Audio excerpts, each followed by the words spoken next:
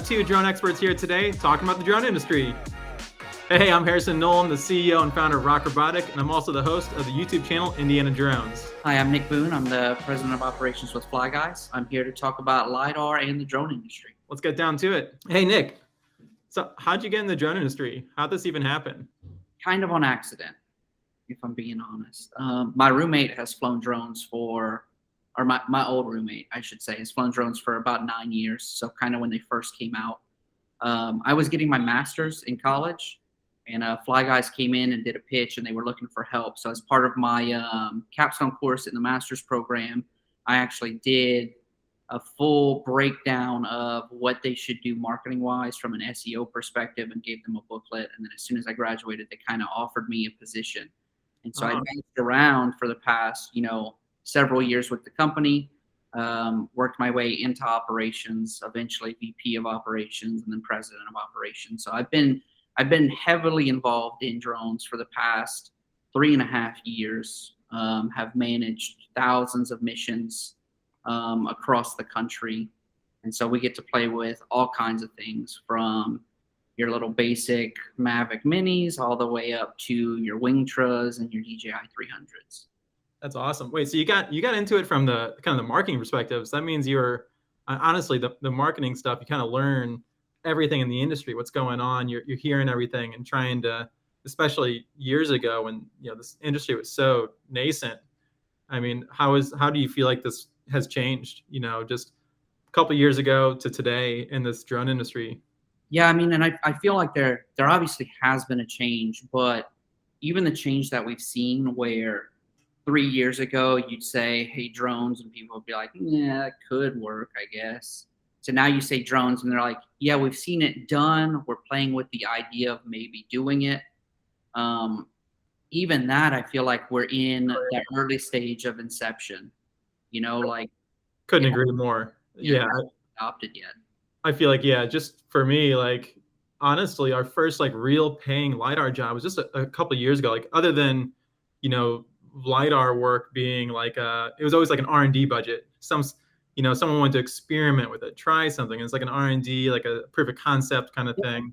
We're still getting, that's a lot of the stuff we get. It's let's do this job for the first time, see if there's an added value to what we traditionally do. And that's still probably a large percentage, 30-40% of the jobs we do is just initial concept for people.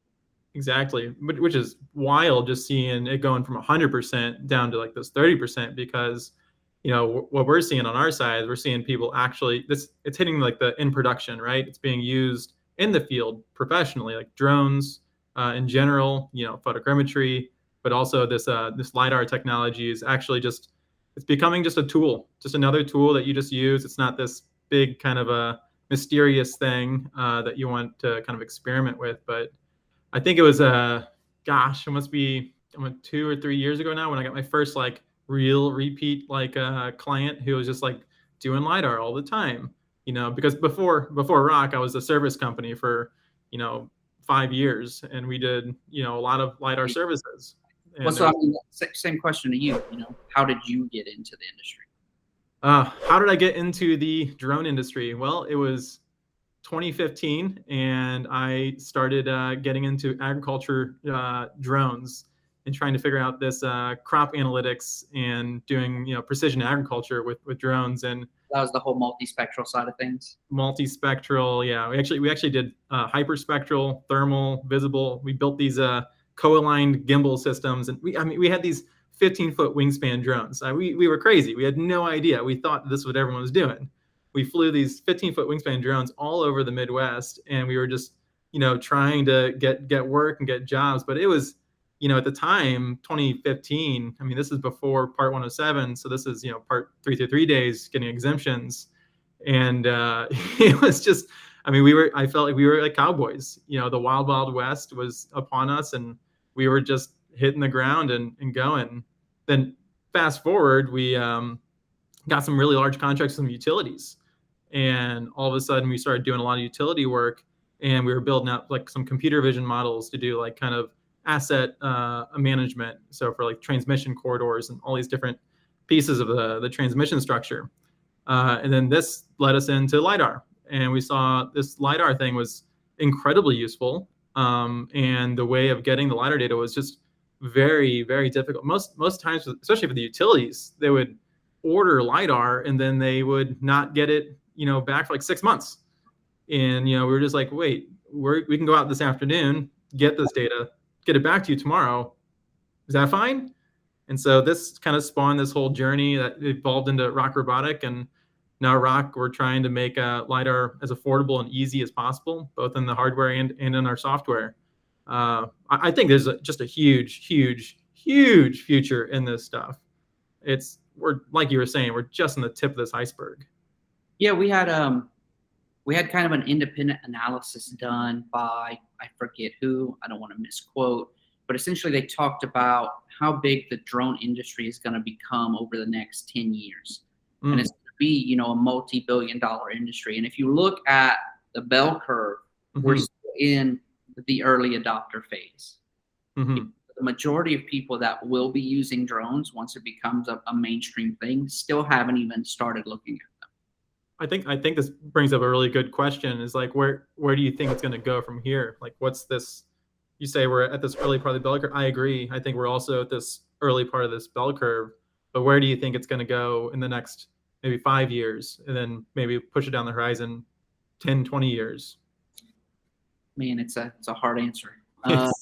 Obviously my answer is going to be, it's going to be more widespread and more adopted. Like right now, if you talk to a random person on the street about drones are a hobbyist thing that people use to spy on their neighbors, right? And that's all they're good for. Like I will say, I'm glad that we're beyond this. So in 2015, it was all about, using them and for bombing people. So that was what the nomenclature, that's what the zeitgeist was for drones. It was that. Now it's the spying. So we're moving a little bit, slowly. And slowly it's going to become more and more accepted. And there's going to be this realization that, like one, satellite imagery exists. I could see your backyard if I wanted to, kind of thing. Google Street View. That's not what we're doing.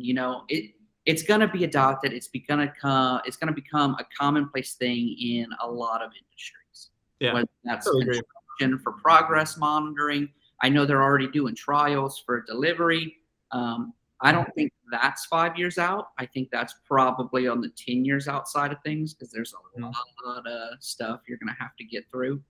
I mean, we can talk about that for a second, because I was flying these large drones, right? And the largest I made a 800 square kilometer orthomosaic map with the drone. It's huge, right? This is massive. And operating, one thing that people just don't get about operating drones is like, these things require maintenance. Like it's not, these delivery drones are there. I mean, it's not the most reliable. I mean, it's reliable technology, yes, if you're there to maintain the equipment. I would say that. Well, there's that side of things. So that's everything the company could control, right? Yeah. Then you have the other side of things, like you've done all of your logistics as the company, like Walmart, and I forget who were teaming up and whatnot. But like, okay, so you've got your delivery routes, you've got your FAA waivers, you can go beyond visual line of sight, you can do all of that. Well, grandma that just ordered for Amazon, like, put a new vegetable garden in her backyard. And where you thought you could land, all of a sudden you can't land. And the first time you miss that and accidentally, land on somebody's chihuahua, like, so you're bringing up something that's really, I thought about so much. And honestly, with FlyGuys and the drone network that you're building for pilots to be capturing data, a distributed model of being able to capture data over any area that you need it at a kind of a moment's notice. This is really awesome, because I believe the future is going to be a lot more autonomous flight, a lot more the delivery stuff will begin to start happening. No matter what, we're just going to see, we're going to move towards that future. But in that future, you brought up a great point about, things change.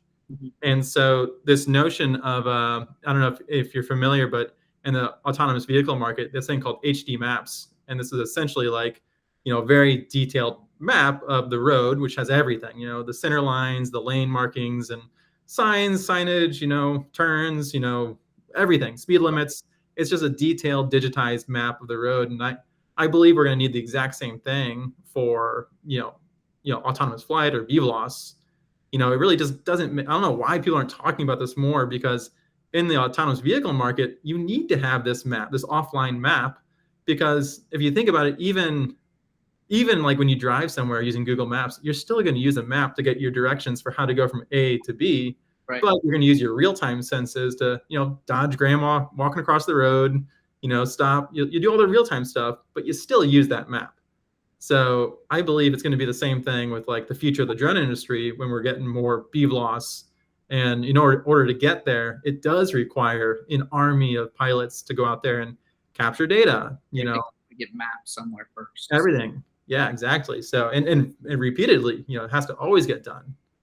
Yeah. Anyway, I think that's a part of the future. When you struck a chord there, because I really believe this. It's to get a little more specific. We talk about drones. We have photogrammetry, RGB, multispectral, hyperspectral, thermal. What is LiDAR and who needs it? What is LiDAR? Great question. So LiDAR is different than photogrammetry. It's a remote sensing technology. It's an active laser. I actually have a LiDAR right here in my hand. So it's not actually just a LiDAR. This is a LiDAR mapping system, which is a little different because this sensor right here, this is a LiDAR. This shoots about 240,000 laser pulses out of it every second. And so kind of the whole idea here is that we want to be able to make a 3D model very accurately. So we're going to send these laser pulses and make a distance measurement. And then inside of here, we have a bunch of navigation information. It's going to tell us exactly where we're located on the Earth, as well as our orientation of this device. So if we know both where we are and our orientation, we can cast these laser pulses and then project those points onto the Earth in 3 dimensions. And so the beauty here is that it's very accurate, and it can be done, very reliably, repeatably. And, with photogrammetry, you're gonna be stitching stuff together. Photogrammetry works great, but sometimes it doesn't always stitch together. Whereas this one's a active sensor. It's going to be directly projecting those points on the ground. Photogrammetry, you're going to take a bunch of photos and stitch them together, and you'll get, kind of computer vision errors on this. Both are great technologies. I love them both. Not to interrupt, but specifically, just a little nuanced answer to that, right? Comparing photogrammetry to LiDAR, you can read so many blogs, so many articles about when to use which one, why to use which one. I think it's safe to say, like, RGB photogrammetry, we do a ton of that at FlyGuys, has its place. It's perfectly acceptable. It's highly accurate when used in the correct setting. But you think about when it works. So, for instance, shadows. If your site's too big, you have to fly all day. You might actually have to turn that into multiple days to fly around solar noon so you can put everything together. If light isn't good, now there's some frame of reference there, like technically overcast days are good because your shadows are more consistent, but obviously you can't fly at night. Right. There are a lot of things that could mess up photogrammetry. But I think just to jump on that really quick. So I started out doing photogrammetry. This is like my bread and butter. And once I went over into LiDAR, the one thing that I just really, really liked about doing LiDAR was that I didn't worry. Like I would go out and fly and capture a site, and I knew if it was logging data, I would have the full site done. And like, it's a very small nuanced thing. But if anyone's out there doing photogrammetry and they come back, if you're using Pix4D and you get the little red dots everywhere because the photos didn't find any matches, you know that feeling where you're like, dang it, like I'm gonna go back out, I'm gonna add some more, I'll figure it out. But like that reliability of having data, although that's not like the primary difference, I feel like as just an operator, that's one big difference for me. Yeah, exactly. But I'd say the primary difference, so trees. Vegetation. I mean, beauty of this bad boy here is that these laser pulses, they're really small. Like basically it's a laser pointer, really small. And that laser point will go in between the leaves and hit the ground and then come back up and get measured. So they say seeing through the trees, it's not really seeing through, you're just kind of looking through the cracks, but you're able to get reliable data below the canopy. So difficult. And I go one step further, like that's going to be the answer 99% of people get, right? Yeah. the big plus sign for LiDAR is anywhere you're dealing with vegetation. You can do photogrammetry on, a dirt work site pretty easy. Pretty easy, yep. You could do LiDAR, just as accurate, but where you can't do the photogrammetry is, pre-clearing, where you want to see the ground before the trees are gone. That's going to be 99% of people. I go a step further than that and say any highly complex site, as of, for instance, that roller coaster you did. That was so much fun, by the way. It was. How would photogrammetry get in between all that lattice work? It would not happen. I mean, you could go and take photos around every single beam and then try piecing, but yeah, no, good luck. Yeah, it'd be a nightmare. No. Actually, so my rule of thumb is like anytime I'm experiencing objects with 90 degrees in them. So usually if you see like building something like that, and you got even like the top of a building, anytime there's a discontinuity in something, so you got maybe a curb on a road, like photogrammetry will always kind of blobulize this stuff. It's hard to, unless you get a ton of photos of that one specific feature, it just doesn't come out. And it takes forever to do, and then it's got to be done perfect. But your model's essentially creating that surface, and then your triangulation is kind of building, like you said, that little ramp up where your 90 degree angles are. So it's actually a big. We've been seeing a lot of people who are doing like planimetrics with this stuff, and they're doing these curbs, right? That's like a big piece, is like getting the gutter and the curb, and getting the top of curb, back of curb, and pulling those measurements from the LiDAR data. It's been pretty cool seeing people use it for that. Yeah. So Nick, I want to talk to you about so FlyGuys and making a distributed drone pilot network. How, why, and what? Yeah, so kind of everything. That's the short answer. We specialize in aerial data capture. We do some stuff on the ground too. We have a network that we can kind of roll out different use cases. So we've started doing some 3D modeling with like Matterports and stuff. But the bread and butter is a nationwide drone pilot network that is trained to do missions. So our network is, I always lose count of the number. They always have to remind me. I think it's somewhere around 5,600 pilots right now in the US. We're toying with the idea of maybe expanding to, all of Canada. While we have a handful currently, it's only a handful, but we're talking about maybe expanding. But we have about 5,600 pilots in the United States, and we do everything from basic marketing work, so just your images and videos, to progress monitoring, to which is going to be your orthomosaics, just your repeatable weekly, bi-weekly missions, to 3D modeling, to multispectral, thermal, solar panel inspections, to we're working with, ROCK Robotics on building out kind of a scalable solution with LiDAR. So I'm kind of curious. So you have two target audiences here. So one is the operator network, and the other is the basically the client who needs to get work done. Yep. So how do you kind of divide your time between the two major target markets here? It's kind of an interesting question. We focus mainly on our clients, or that has been our focus. We are actually in the process, and I don't think we've talked to anybody about it. We're actually in the process of kind of building out a pilot success division. Before, we've kind of worked with pilots. We'll work with our new pilots on kind of smaller missions. So we have to make sure we get kind of smaller work in their area so we can vet new pilots and say, okay, let's go do, this little marketing job, which arguably is harder than doing a mapping job, because it's more like, no, I wanted this specific angle at this specific time of day, But we work with people, and we generally, okay, we worked on this. We gave you some of the jargon, like doing dollies and flyovers, and now we're going to work you up to a mapping mission. And so we've kind of cultivated pilots organically.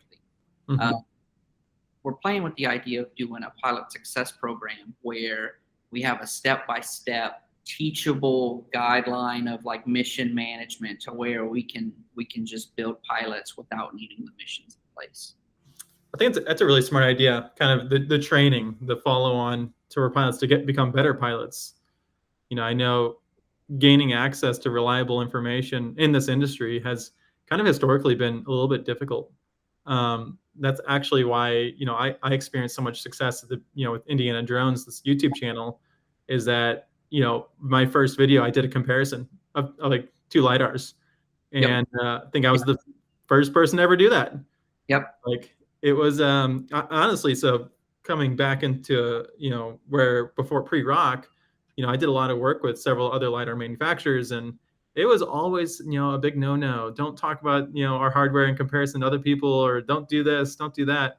And it just made me feel very, very dirty, I guess, or wrong. I had the same word rolling around in my head. Yeah, it's because it made me feel like my allegiance wasn't to the pilot. My allegiance wasn't to the customer. Like my allegiance was like to this business tricking people into buying something. So creating this information asymmetry, so they didn't know, so they would buy and then know. And then I don't know. I just coming from like more the tech world and open source community. I think it's more knowledge, more education, reliable information is the most important thing, and it's the only thing that's going to help our industry grow. So I really commend you on this. Just I think you guys should pursue this for the pilots kind of becoming, and you can monetize it. I'm sure people will pay money to go through training and learn stuff and have recurring training. I think that would be good as well. Yeah, I think that's kind of in the works for us. To piggyback off of what you were saying though, like you're talking about, like we're in this industry where people, I don't want to say want to hoard information, but they want to make things seem extremely complicated. But that puts out this misinformation essentially. For instance, and I mean, we may decide to cut this, but I'm just going to say, for instance, like the sensor y'all used recently, we had a conversation with the client. I think it's like the LiVox Avia is the sensor on the R2A. Yep. They essentially like just said, well, we're never going to use the LiVox Avia because it's not accurate. And we had to like do a full timeout. Like, hold on. Why? And they said, well, we use the LiVox Avia on this system and blah, blah, blah. And we got numbers like X, Y, and Z. And it's like, well, it's not just the sensor. Like you have your sensor and then you have your IMU and then you have all your controls. And it's like, I can show you a data set that compares sensor A to a LiVox Avia sensor with a better IMU, and it comes in tighter than you're asking. Yeah. It's like all this misinformation of, well, for instance, what's on the DJI L1? It's also an Avia. Yep. And people go, oh, the DJI L1, it's a LiVox Avia, and the information doesn't come out great. Well, I mean, there's a lot of things involved in that. Exactly, a lot. So yeah, I think just the misinformation, or maybe that's not misinformation. It's on, the onus is on us to get good information out there. Like and it's cool hearing you say this, because I definitely, being in this industry for a long time, a lot of people don't want you to do that, and I think it's disruptive.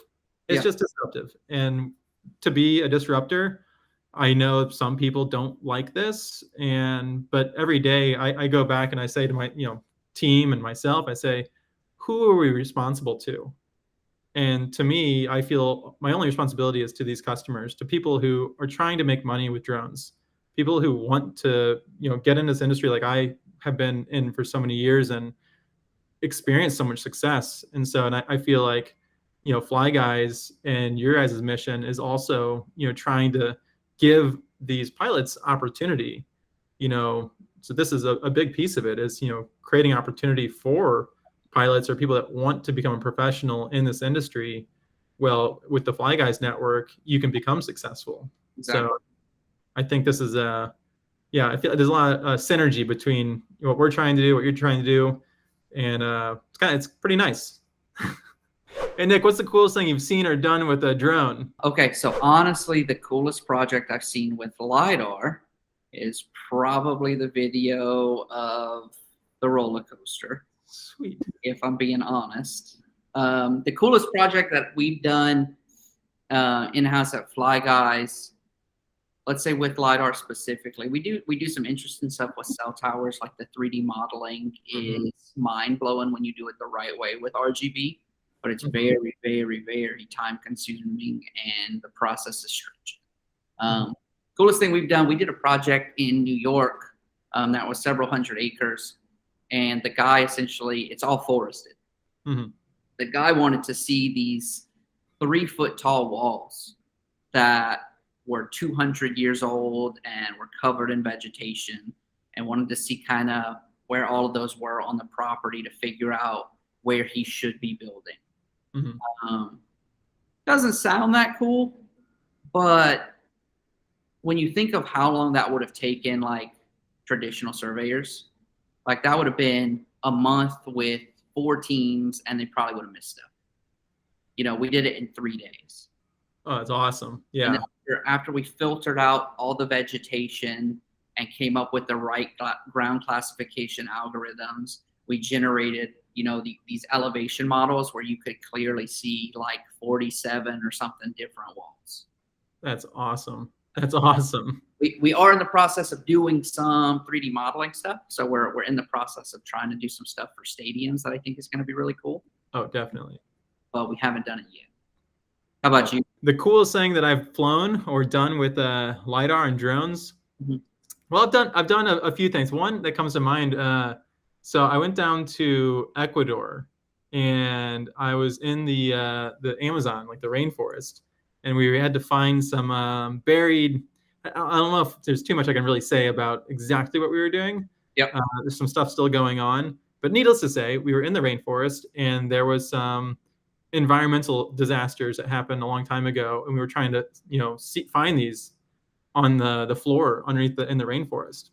And we went out there. I remember the first day we flew, and it was thick. I mean, it was like double canopy, like ivy. It was like, I don't know if this is gonna really work here. We're pushing the limits. And got back, and I processed the data, and I was just looking at the raw data. I was like, this isn't gonna work too well. I was pretty nervous. But then we got back the DEM and the contours, the surface model, and it was like clear as day. We saw these structures, and there was a lot of them, and we were out there flying for like 10 days straight every day, and we just found more and more and more. And now this is like, it's become very impactful for the local economy there, what we're finding, and can't really say too much about the client or what it was, but for me to say more about it, it was very impactful for me to kind of be down there and see this technology help someone. Yeah, so I think most people's first introduction to LiDAR is watching, the Discovery Channel, and we found this lost civilization, Mayan ruins. Essentially, you were in the rainforest, flying LiDAR, finding lost civilizations. How did you come up with the concept of Indiana drone? Well, Nick, I think you hit it right there. That's the concept of Indiana drones right there. So I've been flying. I was doing these jobs all over the world, similar stuff to this. And I was like, I'm traveling. I'm literally going to like these, the rainforest, or there's one time I was in Papua New Guinea, and we were in this very remote island off the coast of Papua New Guinea. And we were literally surrounded by people with machetes, like tribesmen. It was like, this is terrifying. But at the same time, so Indiana drones is kind of a play on words, and we wanted to make something fun, but at the same time to deliver good information. That was always my background is I'm an experimental physicist by training, and I actually taught university physics for a while. And I hosted a science news radio show for several years, and really enjoy this just delivering of information. And to be honest, Indiana drones is still my favorite part of my work. When I get to make a video, and I see the reaction of people who are watching this and learning something new for the first time in such a kind of niche industry, but now it's growing so fast. It's been just awesome. So Indiana drones started from I think one day I was going for a run, and I just went, Indiana drones. And called up all my friends, and I said, hey, let's what do you think if I do this? And they're all like, just do it, man. Just do it. And I mean, I will say, like, you've been in this world of LiDAR, of drones, longer than I have. A lot of what I have done has been, self-taught, but trying to find stuff online to help with the self-teaching, Mhm. and there's a lot out there. There's a lot out there for drones in general. There's a lot out there for kind of photogrammetry and best practices. Then when you jump into the world of LiDAR, there's still a lot out there, but a lot of it's not informational. Like there's Mhm. a lot out there about, this is why it's good, or there's plenty of boring, lecture hall kind of sciency, jargony stuff. There's plenty of boring, here's a 2-hour video on how to set up a flight plan, but there's a lot less on the foundational, fundamental theory of what LiDAR is, how it works, why it works. And Yeah. I stumbled across Indiana drones before you and I had ever talked to each other. And they were some of the most concise, but ultimately informational and interesting videos to watch that are out there currently. Awesome. I appreciate you saying that, Nick. It means a lot to me. Yeah, and I'll jump on the kind of the back of that because you're saying this all this other content that's very this here we are kind of in. So let's just talk about the future of the LiDAR industry for a second. I think the future of the LiDAR industry, we're at this kind of changing point where everything before now I'll call like LiDAR 1.0, and we're entering this LiDAR 2.0 stage. So kind of defining characteristics of LiDAR 1.0, it was very, very complicated workflows, very difficult hardware, very almost ad hoc. You would see things that were just kind of bolted together. Yep. And this was a very difficult time where the people that like to tinker in their garage would get into LiDAR and they'd figure it out. Now we're in this LiDAR 2.0, where now it's becoming something that I say this all the time because this defining characteristic I think crosses into 2.0, and that's before I used to have to plan to do LiDAR tomorrow. And what I mean by this is like I had to prepare all of my laptops, I had to get all of my extra spare parts, my truck loaded up, I had like a trailer, I had a lot of stuff and it was a lot of preparing. But now in 2.0 world, we're getting to a point where LiDAR can just be in your back seat. And I think that distinction right there carries a lot with it. So when you do photogrammetry, like the Phantom 4 RTK, you just throw that in the back of the truck. It's just sitting there. And if you need to fly a drone, you fly a drone. Yep. You don't have to, like, oh, tomorrow I'm going to fly the Phantom 4. Let me get everything ready today. Like, you don't do that. So in LiDAR 2.0, LiDAR is also coming to that level where it's just a tool that's there. Yeah. It's not this whole complicated thing. And I think what we've done at ROCK is we've made it that. And also DJI with the L1. I think these are two systems that kind of exist in this 2.0 space, but I believe everything's going to be in that space, soon and even further. Yeah, I think I couldn't agree more. I actually like the way you're referring to it as, LiDAR 1.0 and LiDAR 2.0. To take that a step further and explain the drone industry, right? So back when the drone industry was drone 1.0, you were building 15-foot drones to fly with. There was a handful of people doing it. For a while, you needed a pilot's license.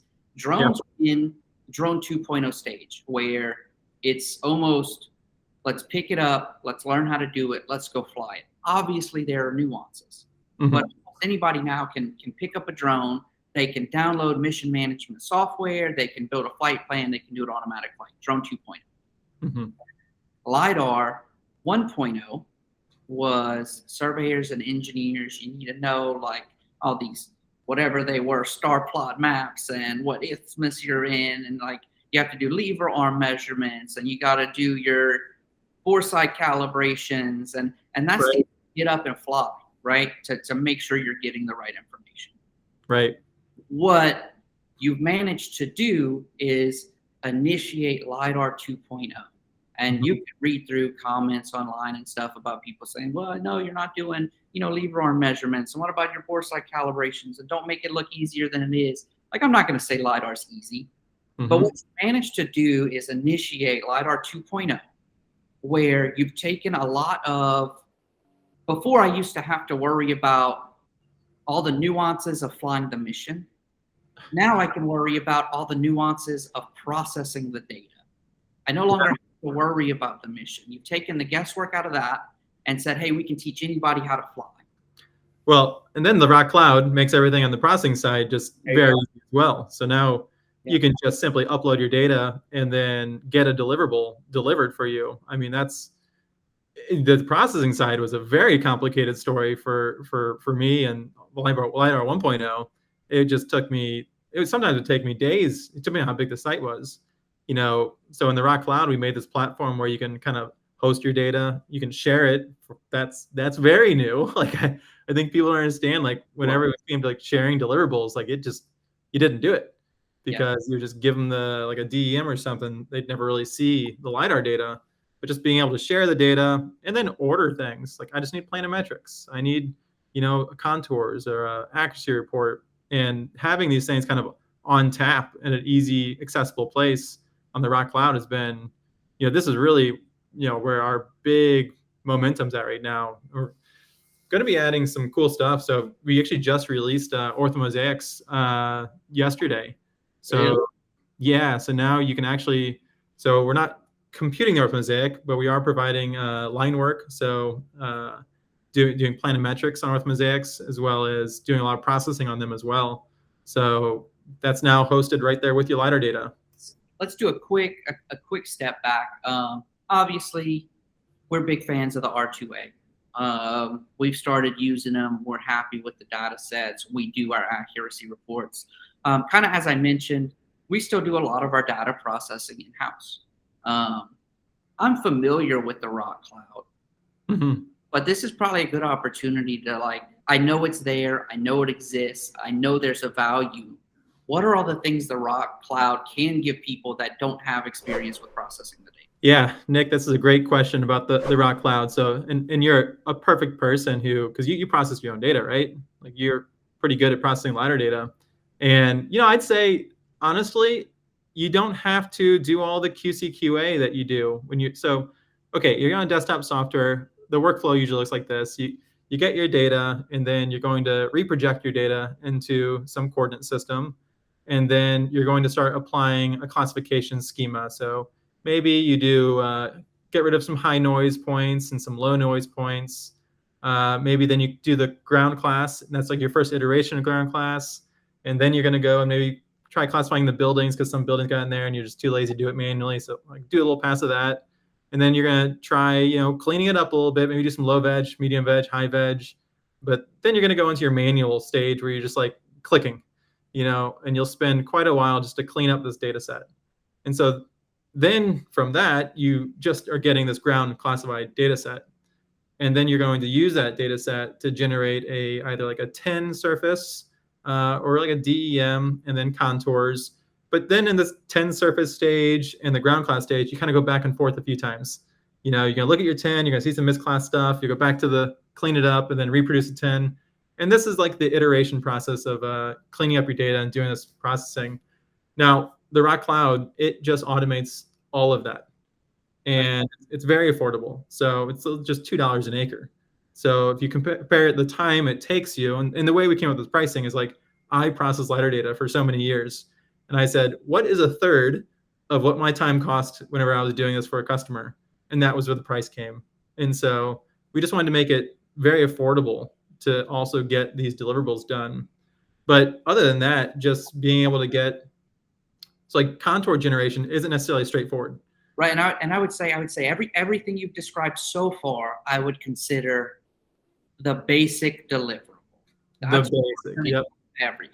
Everything you just talked about, that's the basic deliverable. So that's everything that goes into just, you paid for LiDAR, here's something you can do with it. It's something, yeah. On top of all of that, everything else. Yeah, on top of that, the ROCK Cloud, just merging data sets. So this is also a pain in the ass, doing on desktop. So say you have like 10 flights or even just 2 flights, and you move the base station around. There could be some vertical adjustments you have to make. So in the ROCK Cloud, you can do all that in real time. You just go click, click, click, click, and sync things up, and you click merge.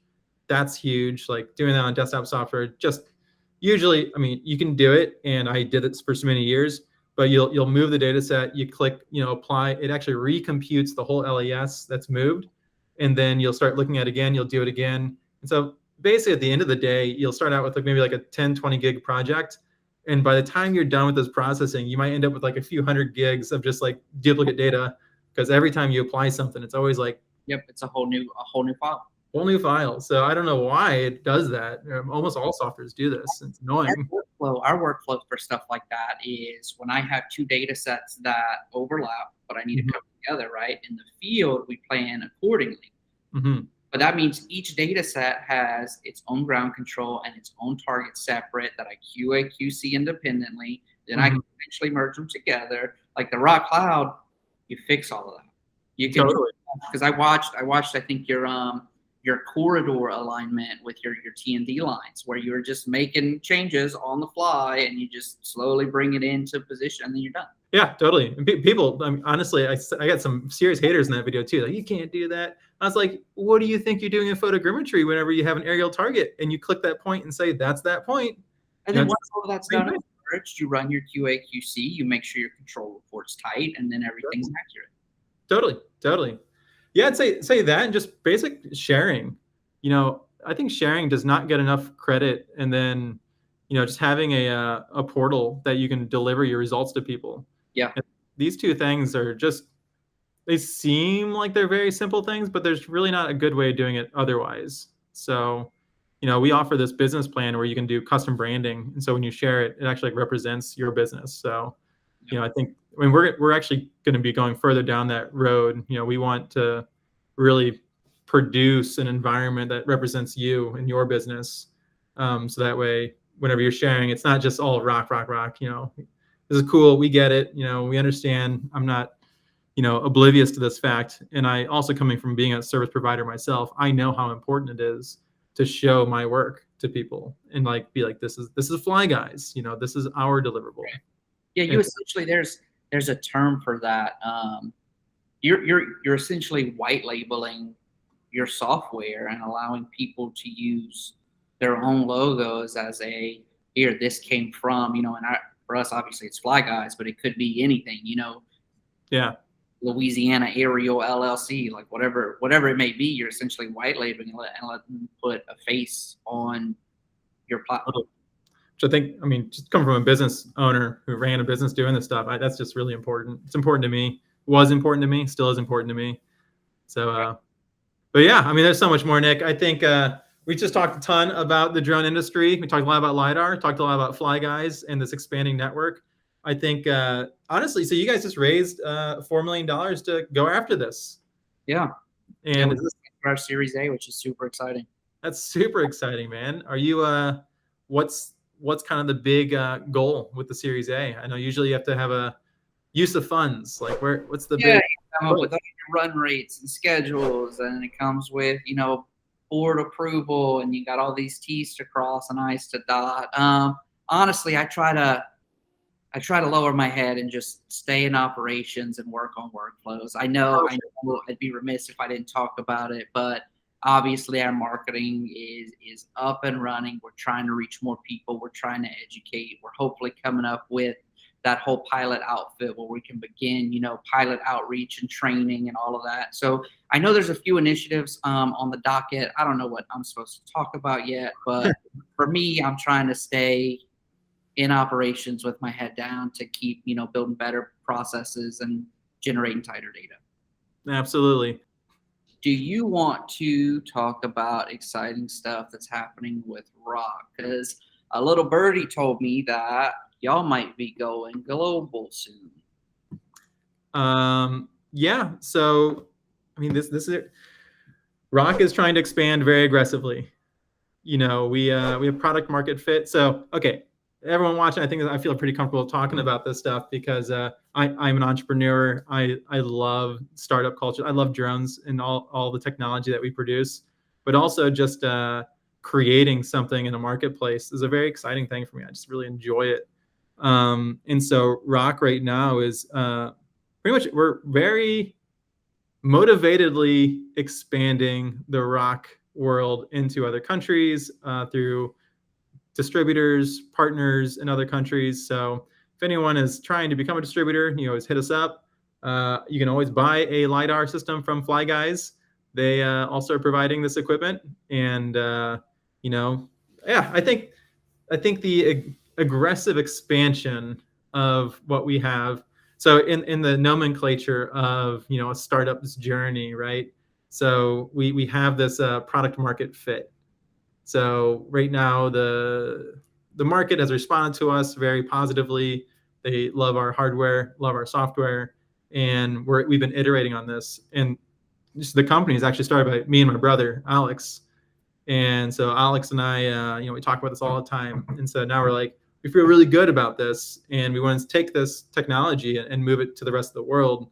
And kind of the reason that we are doing it now and not before is that, we really wanted to get this workflow down of, someone brand new to LiDAR coming in, getting a system from us, getting onboarded and trained, and then getting them flying and capturing good data.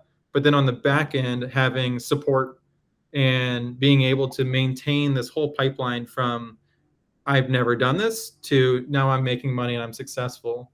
And so we've iterated that hundreds of times now, and we feel really good about this business model and the product market fit. So now we want to take this business model and product market fit and just duplicate it into another country, and kind of just expand. And I think as we're doing this, I know FlyGuys is also going to be doing an expansion, and I think there's a lot of opportunity, the synergies together. Yeah, let me just take a moment to shout out your support team. I've worked with a few companies now in LiDAR realm specifically. I've worked with more than that in a photogrammetry realm. There are a few companies that come to mind when I think of quality support, and that would be Drone Deploy. Actually does a pretty good job of getting back to you in a timely fashion. They have the live support ticket. I've been doing LiDAR for a while. Y'all have the best support staff I've ever seen. Yes. I don't think I've waited longer than 5 minutes to get at least a response from somebody saying, hey, we're actively looking at this. We're going to figure it out. We'll have an answer for you as soon as possible. And then, I don't think I've waited longer than 20 minutes to have an answer. Honestly, Nick, everyone told me we can't do it. So when I talked to all my other friends in the drone industry, business owners, like, oh, you can't do that. You'll go, you'll lose business. You'll go under, all this stuff. I fundamentally don't believe it. I thank you for saying that, because we talk about support endlessly inside the company. It's always something that every day everyone in the company talks about it. Even our developers are talking about support. It's glad to hear you say that.